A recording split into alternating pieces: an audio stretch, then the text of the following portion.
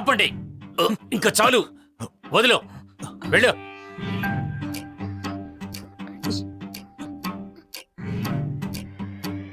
వెళ్ళు, వెళ్ళి మీ ఓనర్ని పిలుచుకురా. రమ్మను ఆ పునీతినే. సార్ పేరు వెనక సార్ పెట్టడం మర్చిపోయావా నువ్వు? ఎలా కనిపిస్తున్నా మీకు? హోటల్ యజమాని పేరు తెలిసినంత మాత్రాన నీలాంటి వాళ్ళని కలుస్తారనుకున్నావా? ఏయ్, నీకు నేను తెలియకుండా ఉండొచ్చు. నీ ఓనర్ పునీతికి నేను బాగా తెలుసు. చెప్పు పునీతికి ధరం పాటేలు పిలుస్తున్నారని. ధరం పాటీలా? నువ్వా?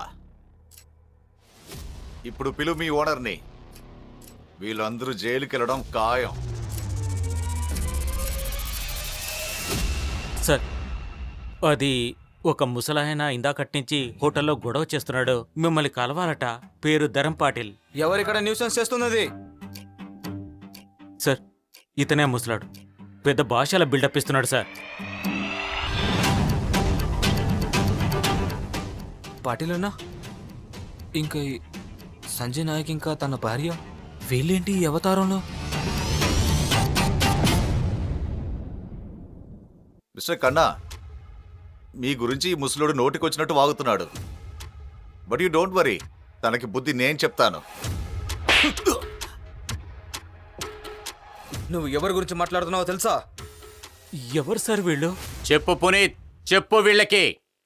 నేను తలుచుకుంటే ఇలాంటి హోటళ్ళు 10 చిటికిలో కొనగలను. వీళ్ళ తరపు నేను క్షమాపణ అడుగుతున్నానన్నా. అమ్మా, అసలు ఏం జరుగుతుంది కదా? ఇది నానా మళ్ళీ మొదలు పెట్టారు. నాన్నకి అప్పుడప్పుడు స్క్రూ లూస్ అయ్యి డిమెన్షియా. అది అప్పుడప్పుడు గజని అయిపోతుంటారు కదా, ఏదేదో మాట్లాడుతూ ఉంటారు. అమ్మా, తాతయ్యకి ఇలాంటి జబ్బుందని ఎందుకు నాకు చెప్పలా? నా దగ్గర ఉన్న డబ్బుతో ఆయనకి ట్రీట్మెంట్ చేయించేవాణ్ణి. లేదు మనవడా, ట్రీట్మెంట్ చేయాల్సింది నాకు కాదు, వీళ్ళకే. కాస్త డబ్బులు సంపాదించేసరికి మనిషిని మనిషిగా చూడాలనే ఇంగిత జ్ఞానం లేకుండా ఉన్నారు. నేనెవరినో చెప్పు. ఇతను ధరం పాటిల్ గారు, అందరికీ అన్న.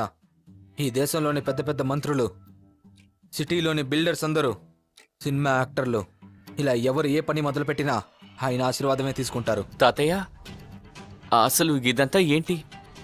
ఈయన మీ గురించి చెప్పిందంతా నిజమేనా తాతయ్య? అది మీరు మంచి ఫ్రెండ్ అనిపించుకున్నారు. ఈయన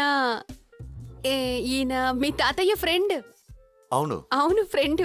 చెయ్యని తప్పుకి తాతయ్యకి శిక్ష పడ్డం నీకు ఇష్టం లేదు కదా, అందుకే తాతయ్య గురించి అలా చెప్తున్నారు. కానీ ముసలోడు 2 కోట్ల రూపాయలు కట్టకుండా ఇక్కడి నుంచి కదలలేడు. మేనేజర్, పోలీసులకి ఫోన్ చేయండి. కన్నా సార్, మేము నిజమే చెప్తున్నాం. మేము ఏ తప్పు చేయలేదు. ఇతను పెయింటింగ్ని పాడు చేశాడు. దయచేసి మమ్మల్ని వదిలేయండి, మేము వెళ్ళిపోతాం ప్లీజ్. పెయింటింగ్ అయితే పాడైపోయింది. అది చేసిన వాడికి శిక్ష ఖచ్చితంగా పడుతుంది. అయితే ఇంకెందుకు ఆలస్యం కన్నా, పోలీసులు వచ్చేలోపు మన అందరం కలిసి వీళ్ళకి రౌండ్ వేద్దాం. సార్, మీరు ఎలాంటి శిక్ష వేయాలన్నా నాకు వేయండి. దయచేసి మా ఫ్యామిలీని వదిలేయండి ప్లీజ్. బహదూర్, పెయింటింగ్ని ఎవరైతే పాడు చేశాడో వాడిని తీసుకెళ్ళండి, ఇంకా మంచి మర్యాదలు చెయ్యండి. తెలుసు కదా నేను ఎవరిని అంటున్నాను.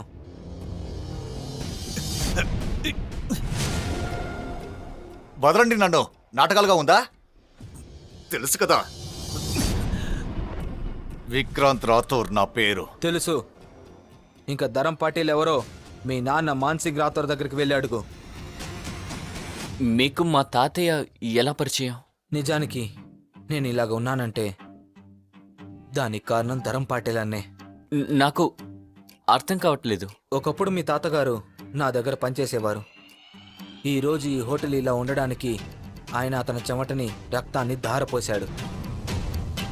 నేను నీ దగ్గర పనిచేశానా? నానా, అసలు ఏ మైండ్ దొబ్బిందా నీకు? అసలు ఏం మాట్లాడుతున్నాడు వీడు?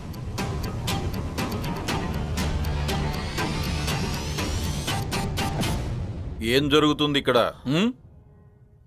నా కూతురు చెయ్యొదలరా. నానా, నా నిర్ణయం నేను మీకు ముందే చెప్పాను. అంకుల్, మా మధ్యలో రానని మాట ఇచ్చారు కదా. నీకు మాట ఇచ్చింది నాకు 100 కోట్ల ప్రాజెక్ట్ వస్తుందని. నీ కారణంగా పంకజ్ నా కాంట్రాక్ట్ ని క్యాన్సిల్ చేశాడు. ఇంకా కాస్త ఆపండి నాన్న, మీ బిజినెస్ ని పక్కన పెట్టండి. Just shut up. సరే అంకుల్, 100 కోట్ల కోసం మీరు శాలినిని దూరం చేస్తుంటే నేను మీకు మాటేస్తున్నాను, ఆ 100 కోట్ల డీల్ నేను తీసుకొస్తాను.